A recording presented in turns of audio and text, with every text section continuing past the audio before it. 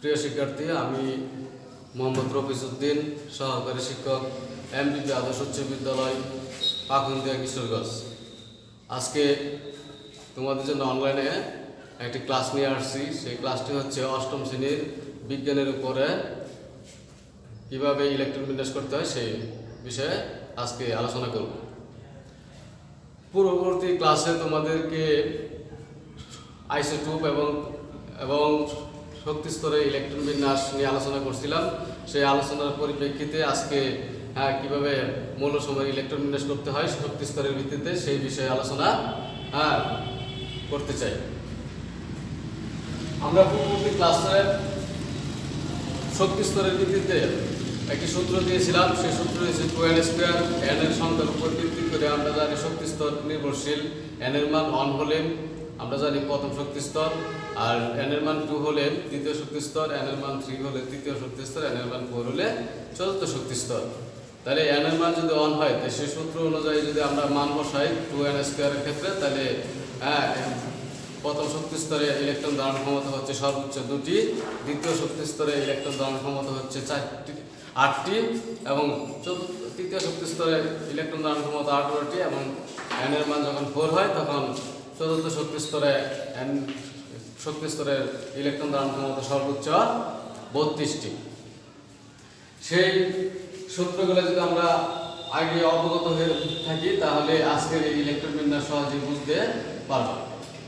এখানে শক্তি স্তরের ভিত্তিতে ইলেকট্রন বিন্যাস দেখাইলাম। আমরা জানি 1 থেকে 18 পর্যন্ত ইলেকট্রন বিন্যাস এই শক্তি স্তরের ভিত্তিতে করা সম্ভব, এবং এই অষ্টম শ্রেণীতে 1 থেকে 18 পর্যন্ত ইলেকট্রন বিন্যাস শক্তি স্তরের ভিত্তিতে দেখানো হয়েছে।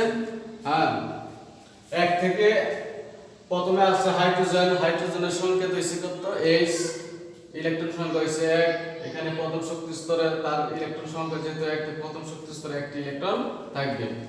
হিলিয়াম প্রথম শক্তি স্তরে আমরা জানি 2টি ইলেকট্রন থাকতে পারে, এই জন্য প্রথম শক্তি স্তরে যেহেতু তার ইলেকট্রন সংখ্যা 2, তাহলে প্রথম শক্তি স্তরে 2টি ইলেকট্রন থাকবে। তারপরে আছে কি লিথিয়ামের মোট ইলেকট্রন সংখ্যা হচ্ছে 3, তাহলে প্রথম শক্তি স্তরে 2টি ইলেকট্রন দেওয়ার পরে আর বাকি রইল কয়টি? 1টি ইলেকট্রন। তাহলে দ্বিতীয় শক্তি স্তরে 1টি ইলেকট্রন দিব, যদি দ্বিতীয় শক্তি স্তরে কি 8টি ইলেকট্রন থাকতে পারবে। তাহলে প্রথম শক্তি স্তরে কি 1টি ইলেকট্রন, প্রথম শক্তি স্তরে 2টি ইলেকট্রন, এবং দ্বিতীয় শক্তি স্তরে 1টি ইলেকট্রন, এই হচ্ছে মোট 3টি ইলেকট্রন দেওয়া হলো। তারপরে বেরিলিয়াম, যার মোট ইলেকট্রন সংখ্যা কত? 4।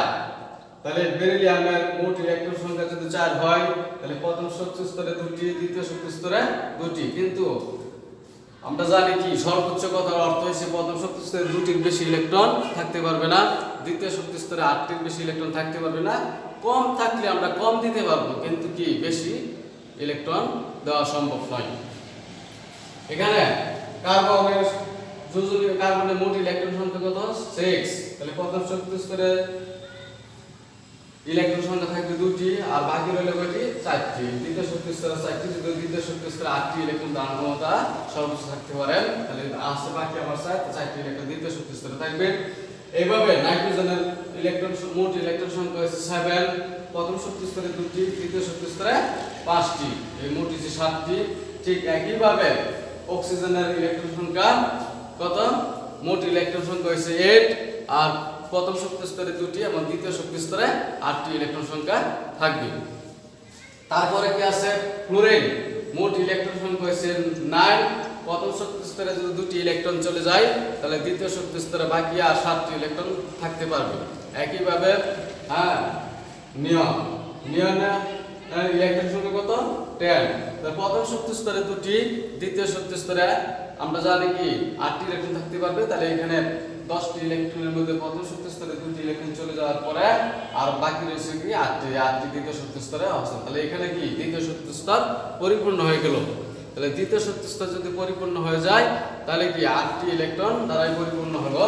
তাহলে এখানে 2 এবং 8, অর্থাৎ প্রথম শক্তি স্তরে পূর্ণ এবং দ্বিতীয় শক্তি স্তরে পূর্ণ। তারপরে আছে সোডিয়ামের মোট ইলেকট্রন সংখ্যা কত? 11। তাহলে প্রথম শক্তি স্তরে 2টি, দ্বিতীয় শক্তি স্তরে 8টি, বাকি রইল মোট 11টির মধ্যে চলে গেছে কয়টি 10টি, আর বাকি হলো কি একটি। যদিও তৃতীয় শক্তি স্তরে আমরা জানি কি 18টি ইলেকট্রন থাকতে পারবে সর্বোচ্চ, তাহলে তোমার কাছে আছে মাত্র একটি ইলেকট্রন, সেহেতু এই তৃতীয় শক্তি স্তরে আমরা একটি ইলেকট্রন দিতে পারবো। ঠিক ম্যাগনেসিয়াম ইলেকট্রন মোট ইলেকট্রন সংখ্যা কত 12। ম্যাগনেসিয়ামের মোট ইলেকট্রন সংখ্যা যদি 12 হয় তাহলে প্রথম শক্তি স্তরে 2টি, দ্বিতীয় শক্তি স্তরে কত 8টি, এবং তৃতীয় শক্তি স্তরে 2টি, মোট হইছে কি 12টি। অ্যালুমিনিয়ামের ইলেকট্রন সংখ্যা মোট ইলেকট্রন সংখ্যা 13। হ্যাঁ, তাহলে প্রথম শক্তি স্তরে আমরা 2টি দিলাম, দ্বিতীয় শক্তি স্তরে 8টি, যেহেতু এখানে 8টি চাইতে বেশি আছে, 8টি দেওয়ার পর আর বাকি রইল কয়টি 3টি, তৃতীয় শক্তি স্তরে যাবে। তারপরে সিলিকন মোট ইলেকট্রন সংখ্যা হয়েছে 14, প্রথম শক্তি স্তরে 2টি, দ্বিতীয় শক্তি স্তরে 8টি, চলে গেছে 10টি, আর বাকি রইল কি 4টি, তৃতীয় শক্তি স্তরে। তারপরে কি আছে ফসফরাস প্রথম শক্তি স্তরে 2টি, দ্বিতীয় শক্তি স্তরে 8টি, এবং তৃতীয় শক্তি স্তরে কি 18টির মধ্যে 5টি গ্রহণ করতে পারবে সে। তারপরে আছে সালফার মোট ইলেকট্রন সংখ্যা হয়েছে 16, প্রথম শক্তি স্তরে 2টি দিলাম, দ্বিতীয় শক্তি স্তরে 8টি, চলে গেছে 10টি, আর বাকি রয়েছে কি 6টি, এই 6টি তৃতীয় শক্তি স্তরে অবস্থান নেবে। তারপর আছে ক্লোরিনের ইলেকট্রন সংখ্যা 17, প্রথম শক্তি স্তরে 2টি, দ্বিতীয় শক্তি স্তরে 8টি, এবং তৃতীয় শক্তি স্তরে 7টি, এই মোট 17টি। এরপর আছে আর্গনের ঠিক একই অবস্থা, ইলেকট্রন সংখ্যা হয়েছে 2, প্রথম শক্তি স্তরে, দ্বিতীয় শক্তি স্তরে 8, তৃতীয় শক্তি স্তরে 8, এই মোট ইলেকট্রন সংখ্যা হয়েছে কি 18টি। হ্যাঁ প্রিয় শিক্ষার্থী, আমি তোমাদের এই ইলেকট্রন বিন্যাসগুলো ডায়াগ্রামের মাধ্যমে উপস্থাপন করতে চেষ্টা করব। এখানে হাইড্রোজেন, আমরা জানি কি প্রথম শক্তি স্তরে হাইড্রোজেনের একটি ইলেকট্রন, তাহলে এখানে যদি আমি হাইড্রোজেনের ডায়াগ্রাম অঙ্কন করছি, এখানে প্রথম শক্তি স্তর, এই প্রথম শক্তি স্তরে একটি মাত্র ইলেকট্রন থাকবে, তাহলে এই প্রথম শক্তি স্তরে একটি ইলেকট্রন দেখানো হলো। ঠিক হিলিয়ামের ইলেকট্রন সংখ্যা কত 2, তাহলে প্রথম শক্তি স্তরে 2টি ইলেকট্রন থাকবে, তাই হিলিয়ামের ডায়াগ্রামের ক্ষেত্রে দেখো এখানে প্রথম শক্তি স্তরে 2টি ইলেকট্রন থাকবে, প্রথম শক্তি স্তরে 2টি ইলেকট্রন অবস্থান করছে। একইভাবে যদি আমি এভাবে 1 থেকে 18 পর্যন্ত ইলেকট্রন বিন্যাস ডায়াগ্রামের মাধ্যমে উপস্থাপন করি, তাহলে হাইড্রোজেন, হিলিয়াম, তারপরে লিথিয়াম, বেরিলিয়াম এভাবে আছে। তারপরে কি সোডিয়ামের ক্ষেত্রে আমি তোমাদেরকে দেখানোর চেষ্টা করছি, সোডিয়ামের ইলেকট্রন সংখ্যা হয়েছে কত 11, তাহলে প্রথম শক্তি স্তরে হচ্ছে 2, দ্বিতীয় শক্তি স্তরে 8, এবং তৃতীয় শক্তি স্তরে 1। এখানে সোডিয়ামের ডায়াগ্রামের ক্ষেত্রে দেখানো হয়েছে প্রথম শক্তি স্তরে কয়টি ইলেকট্রন আছে 2টি ইলেকট্রন, এই 2টি ইলেকট্রন, এই 2টি ইলেকট্রন যদি আমি এই চিত্রের মাঝে বসাই তাহলে কি হইব, প্রথম শক্তি স্তরে 2টি ইলেকট্রন বসানো হয়েছে। ঠিক আমরা জানি দ্বিতীয় শক্তি স্তরে 8টি ইলেকট্রন থাকবে, তাহলে 8টি ইলেকট্রন দ্বিতীয় শক্তি স্তরে জোড়ায় আমরা ইলেকট্রনগুলো যখন একের অধিক থাকে তখন কি ইলেকট্রনগুলো জোড়ায় অবস্থান করে, এই কারণে প্রথম শক্তি স্তরে দুই দিকে দেখানো হয়েছে যাতে নিউক্লিয়াসের সাথে আকর্ষণ শক্তি সমান্তরালকরণ করতে পারে, সেই কারণে 2টি ইলেকট্রন দুই পাশে দেখানো হয়েছে। ঠিক একইভাবে দ্বিতীয় শক্তি স্তরে 8টি ইলেকট্রন আছে, এই 8টি ইলেকট্রন দ্বিতীয় শক্তি স্তরে চতুর্দিকেই 2টি করে ইলেকট্রন জোড়ায় অবস্থান দিছে, এবং মোট 8টি ইলেকট্রন অবস্থান দিছে। তৃতীয় শক্তি স্তরে আমরা জানি সোডিয়ামের তৃতীয় শক্তি স্তরে 18টি ইলেকট্রন থাকতে পারবে, তবে শক্তি স্তরের ভিত্তিতে 18টি ইলেকট্রন থাকতে পারবে, যদিও এই ক্ষেত্রে কিছু ব্যতিক্রম আছে। এই ব্যতিক্রম আজকে আলোচনা করব না, পরবর্তী ক্লাসে এই ব্যতিক্রম নিয়ে আলোচনা করব। সোডিয়ামের তৃতীয় শক্তি স্তরে একটি মাত্র ইলেকট্রন আছে, তাহলে সোডিয়ামের ডায়াগ্রামের ক্ষেত্রে তৃতীয় শক্তি স্তরের মধ্যে একটি ইলেকট্রন দেখানো হয়েছে।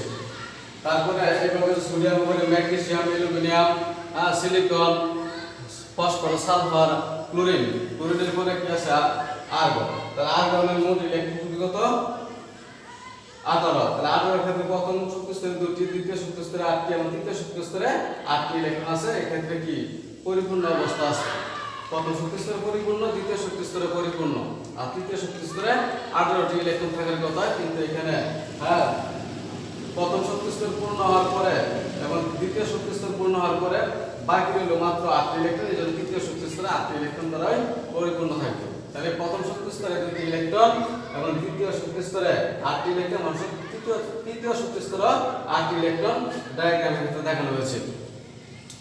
এইভাবে ইলেকট্রন সংখ্যাকে তুমি শক্তি স্তরের ভিত্তিতে মানে বিন্যাস করতে পারো। তবে আয়ববাহু নীতি বা অরবিটালের ভিত্তিতে যদি শক্তি স্তরে ইলেকট্রন বিন্যাস করি তাহলে কি পরবর্তী 20 থেকে আর পরে যাদের ইলেকট্রন বিন্যাস করতে হবে এদের অবস্থান ব্যাখ্যা করার জন্য তোমাদেরকে অরবিট হ্যাঁ এবং কি SPDF এসব অরবিটাল সম্পর্কে ভালো ধারণা থাকতে হবে।